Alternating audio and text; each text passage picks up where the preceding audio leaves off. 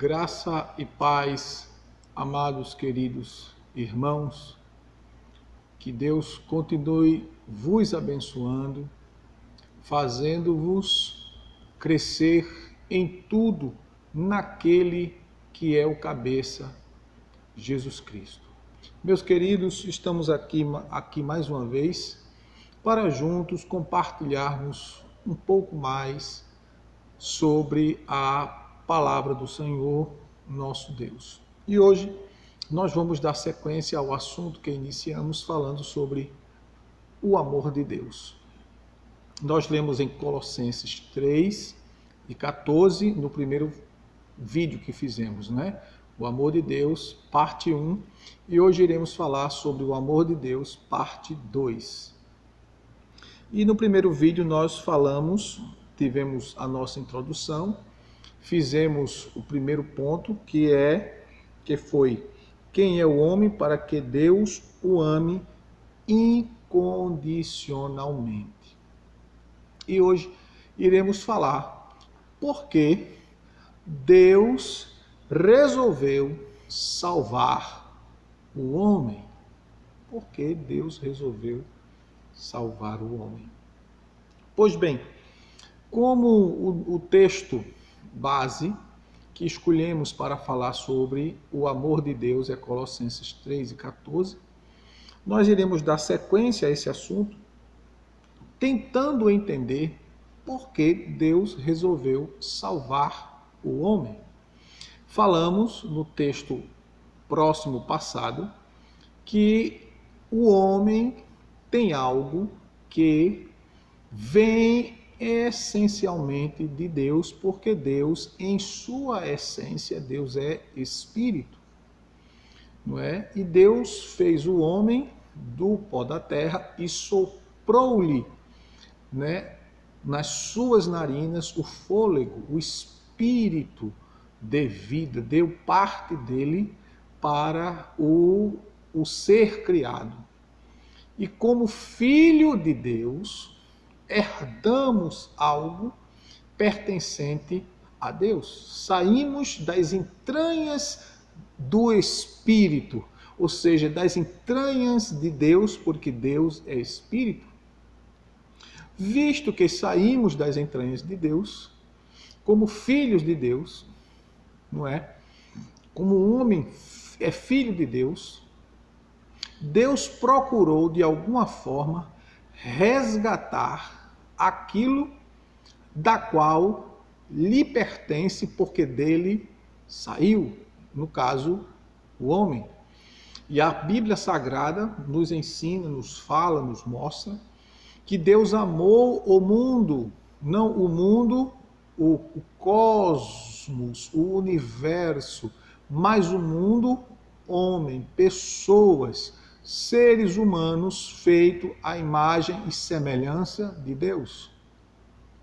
E diante disso, a própria palavra de Deus nos ensina que Deus prova o seu amor para conosco em que Cristo Jesus morreu por nós, sendo nós ainda pecadores.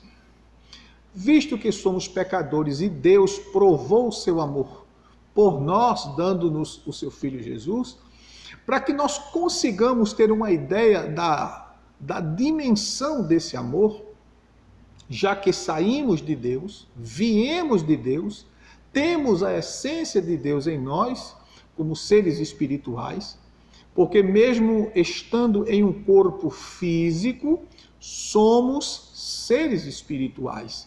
Como disse no vídeo passado, nós somos um espírito que possuímos uma alma e habitamos em um corpo. Correto? E diante disso, meus queridos irmãos, a gente pode, nesse segundo vídeo, fazer uma pergunta: por que Deus resolveu salvar o homem? Aí a resposta: porque o homem tem algo que pertence diretamente a Deus. E o que é que pertence diretamente a Deus? A filiação do homem pertence a Deus. Que Deus não fez o homem pecador. Deus não fez o homem injusto. Deus não fez o homem mau. Deus fez o homem perfeito, reto, justo e em estado de inocência. Ou seja, se estava em estado de inocência, não tinha consciência de pecado. Porém, na busca do homem por querer ou por desejar ser algo além daquilo que ele foi proposto como filho, como ser criado, o homem buscou para si, conforme diz o sábio Salomão, no capítulo 7, verso 29 do livro de Eclesiastes, diz que Deus fez o homem perfeito, mas o homem buscou para si muitas invenções, e foi aí que o homem se estragou, se autodestruiu, se implodiu.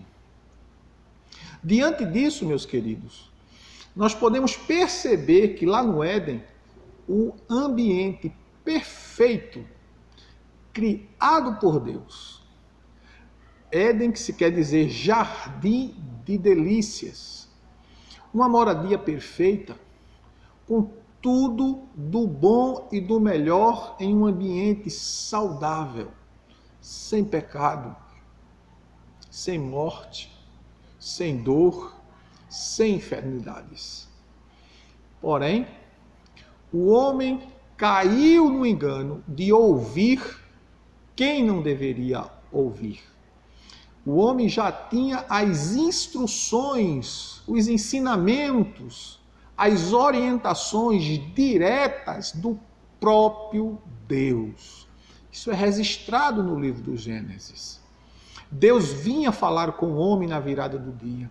Deus visitava o homem na virada do dia. Havia um diálogo, havia uma intimidade, havia uma parceria, havia uma comunhão, pai, filho, criador e criatura, e ser criado.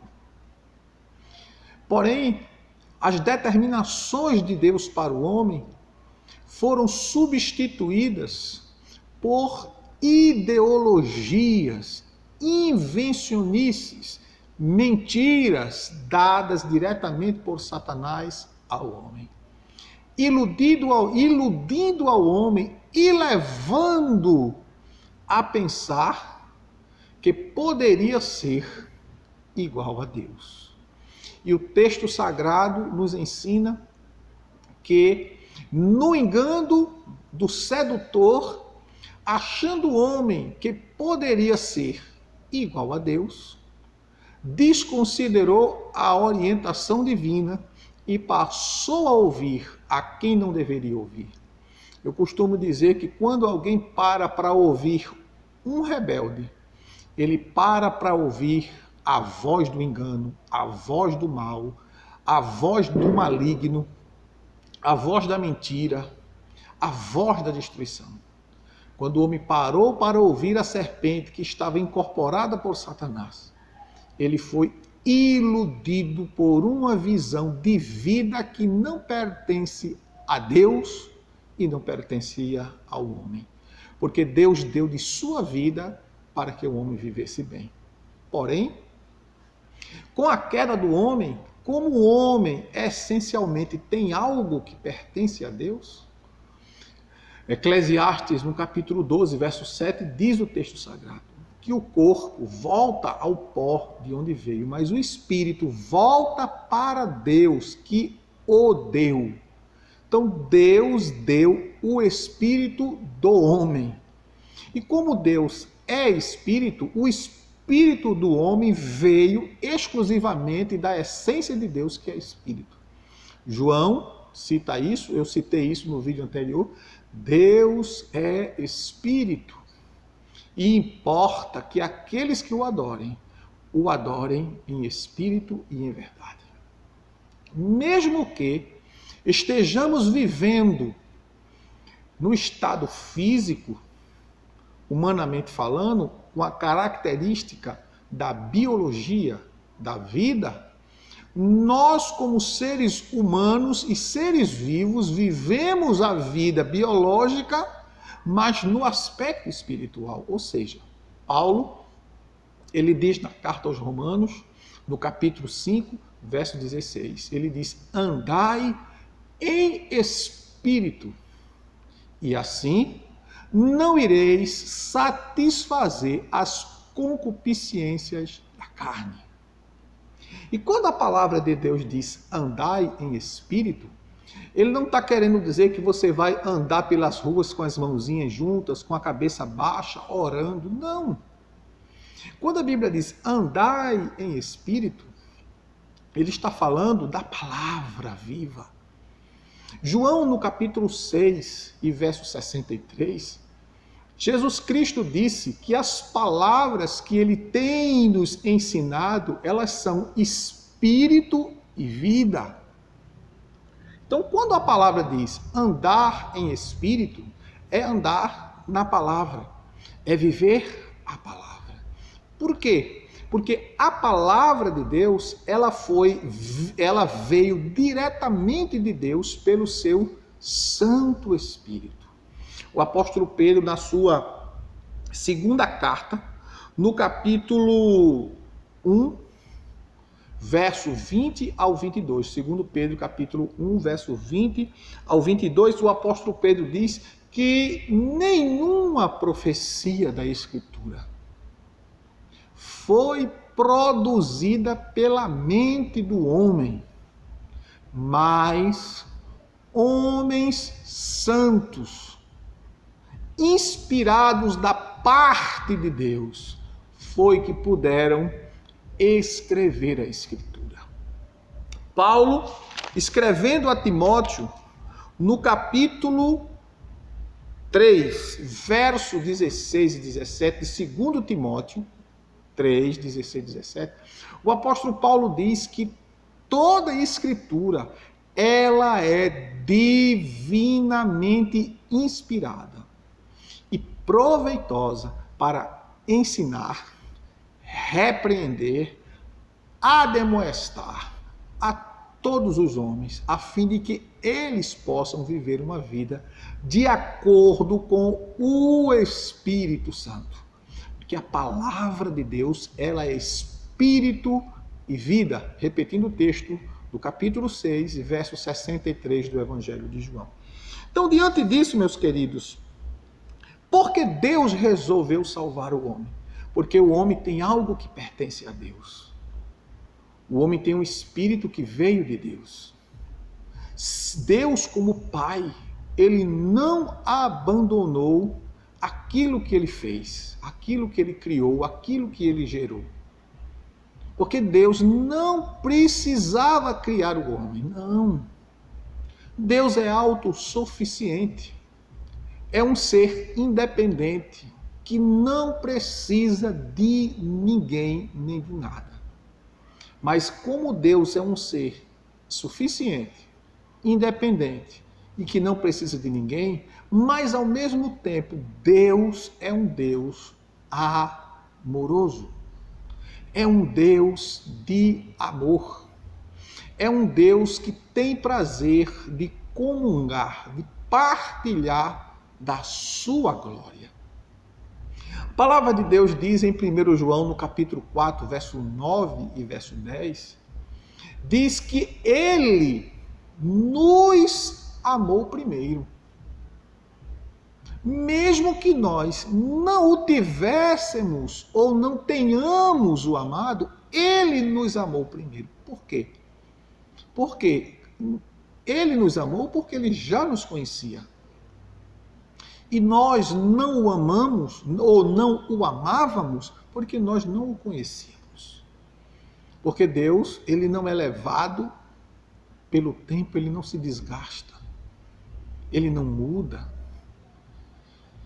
Os milênios, os séculos passam. Deus continua o mesmo. Diz a palavra de Deus que passa o céu, passa a terra, mas a minha palavra não passa. O mundo e tudo que há no mundo passará, porque a glória do mundo, ela é passageira. mas Deus permanece para sempre.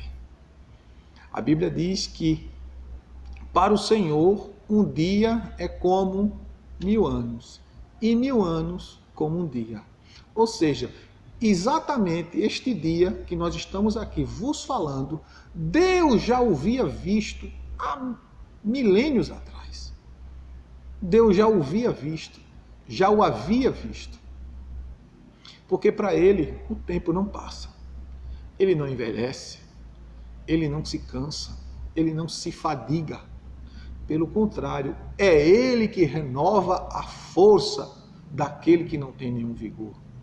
Dá ânimo ao que não tem nem mais ânimo. Dá força ao fraco, alegria ao triste, levanta o caído, renova a nossa esperança e a nossa vida. Porque ele é Deus.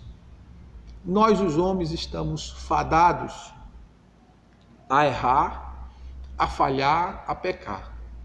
Porém, não é por conta disso que nós vamos ser relapsos de vivermos uma vida agradável a Deus. Porque Deus nos ama, independente de quem somos. O amor dele não aumenta nem diminui. Ele é eterno, ele é imutável. Os homens mudam de acordo com os tempos, as épocas e etc. Mas Deus não muda. E diante disso, ele resolve salvar o homem, como eu vos falei, porque o homem tem algo que pertence a ele. E Deus quer resgatar isso que pertence a ele. E o que é? Ele tem a essência, o homem tem a essência de Deus, que é o Espírito. Mas como o homem saiu de Deus, Deus sente amor pelo homem. Deus sente a necessidade, Deus tem essa necessidade de partilhar o seu amor para com o homem. E essa necessidade levou Deus a pegar, a tirar da eternidade o seu único filho e dá-lo em resgate da nossa vida. E o texto sagrado diz que Deus amou o mundo, que deu o seu único filho, para que todo aquele que nele crê não pereça, mas tenha a vida eterna. E diante desse fato, como eu citei, 1 João capítulo 4, verso 9 e 10, ele nos amou primeiro. Vamos ler esse texto, né? Vamos lá para a primeira epístola de João, o capítulo 4, o versículo 9 e 10. Diz a palavra de Deus: nisto se manifestou o amor de Deus para conosco, em quem Deus enviou seu Filho unigênito ao mundo, para que por meio dele vivamos. Nisto se manifestou o amor de Deus para conosco, em que Deus enviou seu Filho unigênito ao mundo, para que por meio dele vivamos. Nisto está o amor, não em que nós tenhamos amado a Deus, mas em que ele nos amou primeiro e enviou o seu Filho como propiciação pelos nossos pecados. Então ele nos amou primeiro.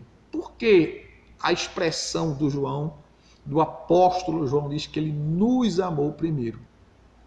Porque ele já nos conhecia. Nós não o conhecíamos. Nós passamos a amá-lo a partir do momento que nós o conhecemos. E esse conhecimento da pessoa de Deus, ele chega a nós através da manifestação de Jesus.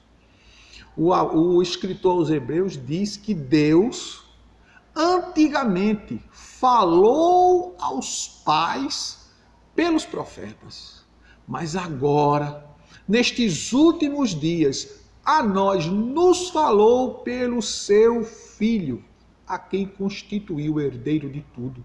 Hebreus capítulo 1, verso 1 e 2. Então Deus a nós falou-nos na manifestação de Jesus. Paulo escrevendo aos Coríntios no capítulo 4, no capítulo 5 e verso 19.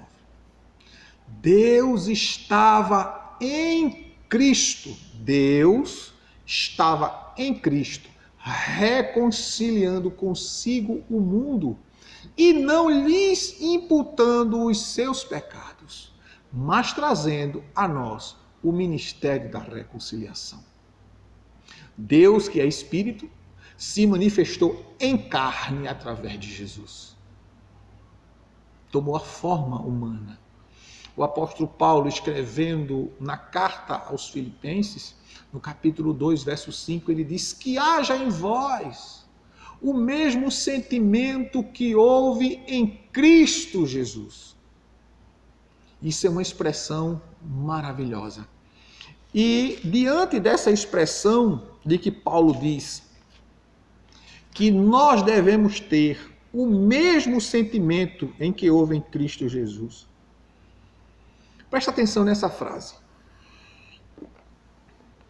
A exaltação é algo natural em Deus.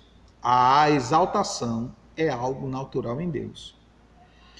Em Cristo, quando Deus, em Cristo, lembre-se que Deus, o Pai, que é Espírito, se encarnou, se manifestou na pessoa do Filho Jesus. Em Cristo, a humanidade é humanidade exaltada. Deus exalta a humanidade, a criatura, o ser criado, quando manifesta-se na pessoa de Jesus, tomando uma forma humana. Deus estava em Cristo, diz o texto sagrado.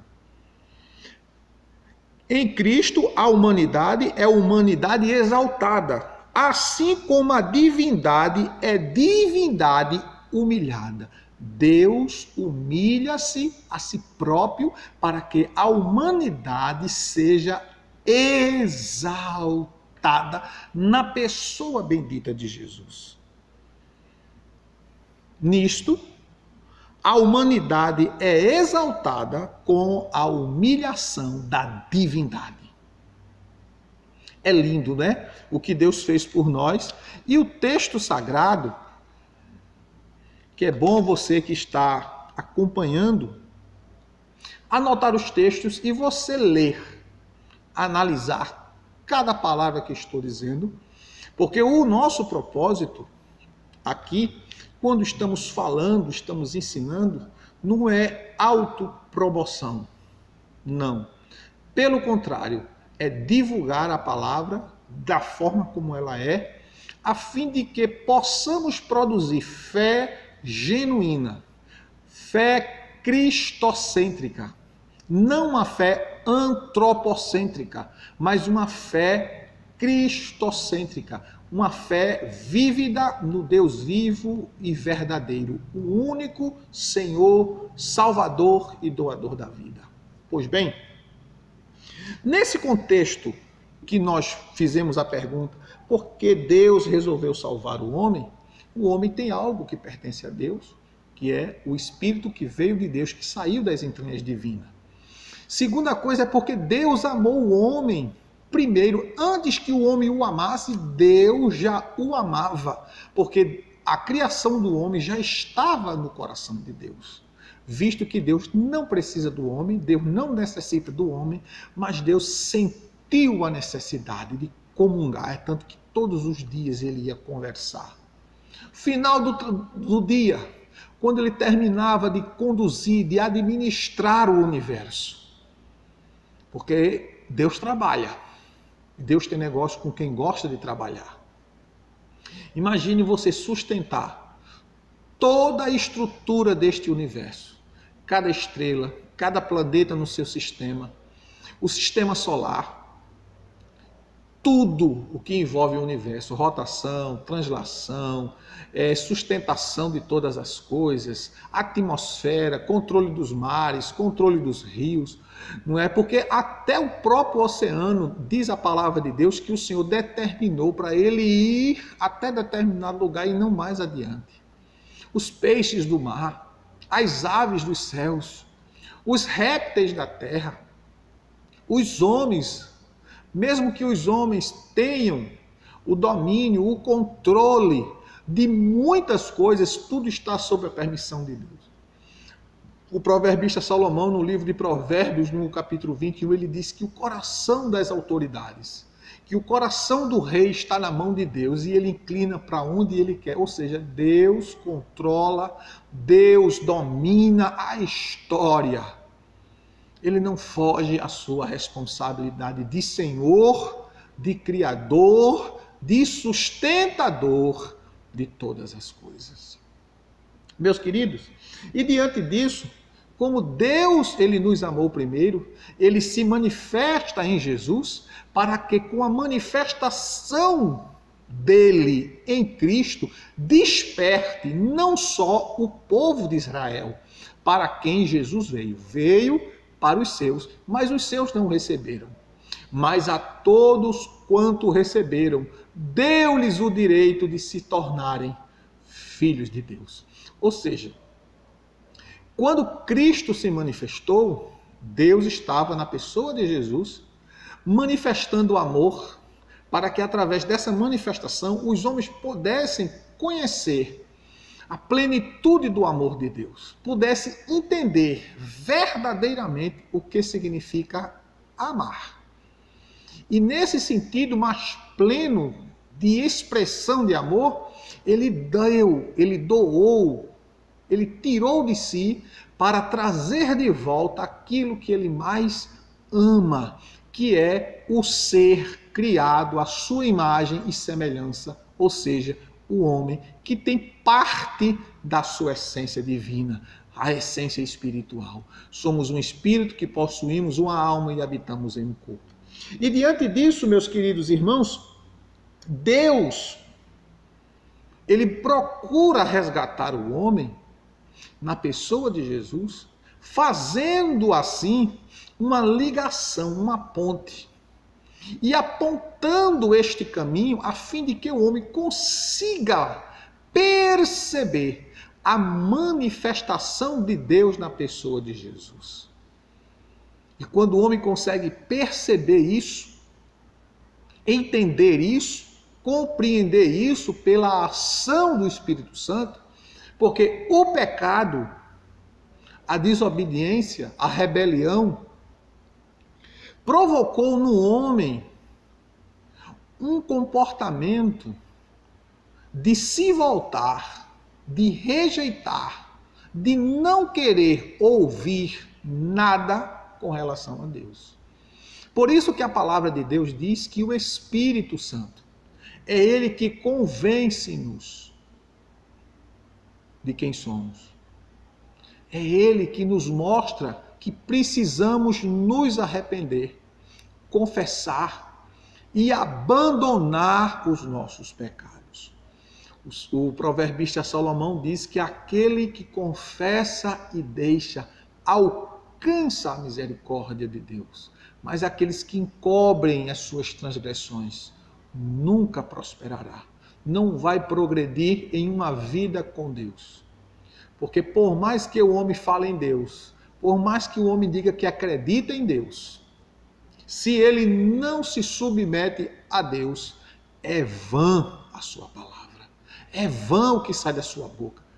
Ele pode dizer que crê em Deus, mas o texto sagrado diz em Tiago 2,19, tu crês que Deus existe? Fazes bem. Satanás o crê e estremece. Então não adianta simplesmente você crer na pessoa de Deus, na pessoa de Jesus. É preciso amá-lo, recebê-lo, segui-lo. Mas você pode dizer, mas pastor, eu amo a Deus. E Jesus diz em João 14:23, aquele que me ama guardará a minha palavra. Quem ama, obedece. Quem ama, se submete. Quem ama, se sujeita. É assim que o Senhor, através do apóstolo Paulo, traz uma ilustração quando fala da submissão da esposa para o marido. Semelhantemente, vós, mulheres, sede submissas a vossos próprios maridos como ao Senhor. A submissão da esposa, da mulher ao seu marido, não é porque ela é inferior, Não é porque o homem é superior.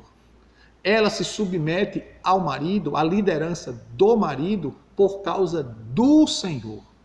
É uma promessa bíblica, né? Está lá em Gênesis 3, verso 18, quando Deus diz para a mulher: o teu desejo será para o teu marido e ele te dominará. Então, a submissão da mulher ao homem é em obediência a Deus. Só que essa submissão da mulher traz uma responsabilidade maior do homem.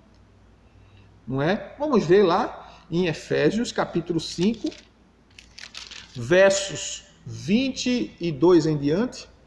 As mulheres sejam cada uma submissas ao seu próprio marido como ao Senhor. Pois o marido é o cabeça da mulher, como também Cristo é o cabeça da igreja, sendo ele próprio o salvador do corpo. De sorte que, assim como a igreja está sujeita a Cristo, assim também as mulheres estejam em tudo sujeitas a seus maridos.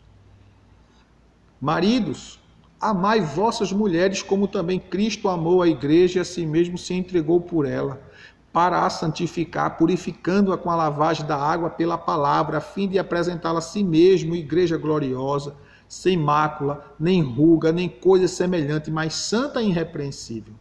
Assim devem os maridos amar cada um a sua própria esposa, como a seu próprio corpo. Quem ama sua mulher, ama a si mesmo. Afinal de contas, ninguém odiou a sua própria carne. Antes, a alimenta e sustenta, como também o Senhor a igreja. Pois somos membros do seu corpo. Por isso deixará seu pai e sua mãe e se unirá à sua mulher e serão os dois uma só carne. Aí ele diz: grande é este mistério, mas eu me refiro a Cristo e a igreja. Então Paulo usa a analogia, ele faz uma comparação do relacionamento conjugal, marido e mulher, homem e mulher, marido e esposa, com Cristo e a igreja. Ele diz que grande é este mistério. Visto que a igreja é o corpo de Jesus, é o corpo místico, é um corpo espiritual, aonde o Espírito Santo habita, aonde o Espírito Santo testifica das dádivas de Deus. É tanto que Jesus disse que o Espírito Santo não falará de si mesmo, mas ele falará aquele que vai receber do Pai e transmitirá a nós como igreja. Jesus disse em João 14, 26 que o Espírito Santo ele vos fará lembrar de tudo quanto Jesus ensinou, de tudo quanto Jesus disse. Então o Espírito Santo é ele que prepara a igreja, santifica a igreja, adorna a igreja.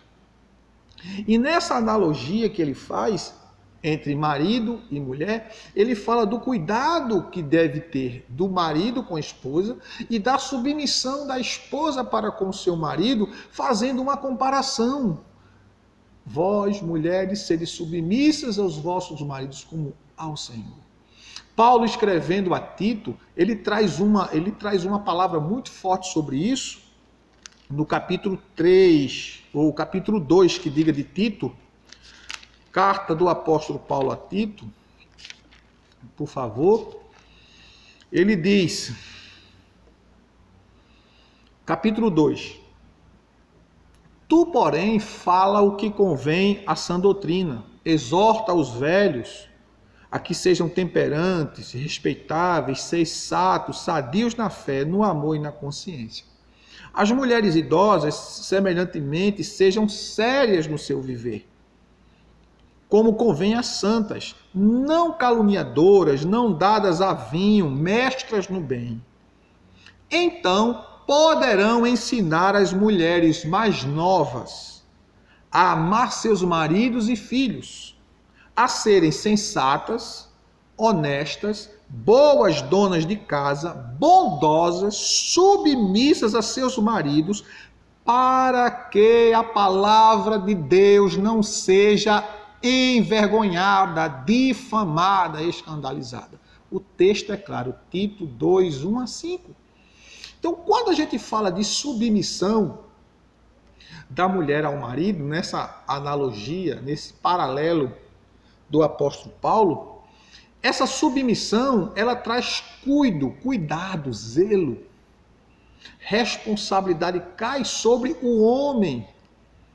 Porque o homem, ele é o representante direto de Deus, no sentido do relacionamento com a esposa. E Deus, ele é o responsável direto pelo cuidado do homem. Como a gente falou no primeiro vídeo, não é? Quando Jó, no capítulo 7, versos 17 e 18, vamos ler, vamos repetir esse texto, né? Para os irmãos memorizarem esse versículo, Jó 7, 17 e 18. Diz a palavra de Deus: quem é o homem para que tanto o estimes? Quem é o homem para que tanto estimes? Ou seja, Deus considera, Deus estima, Deus ama, Deus se preocupa, Deus zela. Aí ele diz: e o ponhas nele tanta atenção. Por que Deus dá tanta atenção ao homem? Então é isso que assim como Deus dá atenção, dá cuidado, zela pela a existência desse ser criado chamado homem, assim nós, homens, como representantes dele, conforme diz a primeira carta de Paulo, no capítulo 11 de 1 Coríntios, fala que o varão é o cabeça da mulher e Cristo é o cabeça do varão. Ou seja, nós somos responsáveis pelo cuidado de nossa esposa. Nesse paralelo que o apóstolo faz, de uma entrega total no cuidado, no zelo, no amor por ela. Assim Deus, ele tem o cuidado, o zelo e o amor por nós. Lógico que ele faz uma comparação, é tanto que Paulo diz, me refiro a isto, não é? Entre Cristo e a igreja, grande é este mistério. É um amor que Deus tem por aqueles que ele resgatou, que não tem como a gente especificar, limitar. Como eu falei no primeiro vídeo, é incomparável, né? É incompreensível, é insondável este amor de Deus, que foi manifesto, que foi revelado na pessoa bendita de Jesus. Portanto, meus queridos, que Deus em Cristo vos abençoe, que você possa ser edificado com esta palavra, que você possa analisar cada palavra, refletir, pensar, meditar e ver o que Deus tem para a sua vida, para a sua casa, para a sua família. Que Deus em Cristo Jesus vos abençoe. Até o próximo vídeo, querendo Deus. Não deixe de deixar o seu like, fazer o seu comentário e compartilhar esse vídeo. Que Deus em Cristo vos abençoe. Querendo você nos visitar, venha assistir o culto conosco aqui na Igreja Batista Missionária Aliança, em Água Fria, Recife, Pernambuco, na rua São Joaquim do Monte, número 66. Se você está sem quartel, venha para cá. Se você precisa de uma ajuda, conte conosco. Se você precisa de orientação, conte conosco. Se você precisa de oração, conte conosco. Entre em contato conosco. Deus tem uma palavra para você. Deus vai mudar a sua vida. Deus tem uma bênção para você. Principalmente, bênçãos espirituais. E a principal delas é dar a você a certeza de vida eterna, que só Jesus Cristo é o caminho, a verdade e a vida. Que Deus vos abençoe.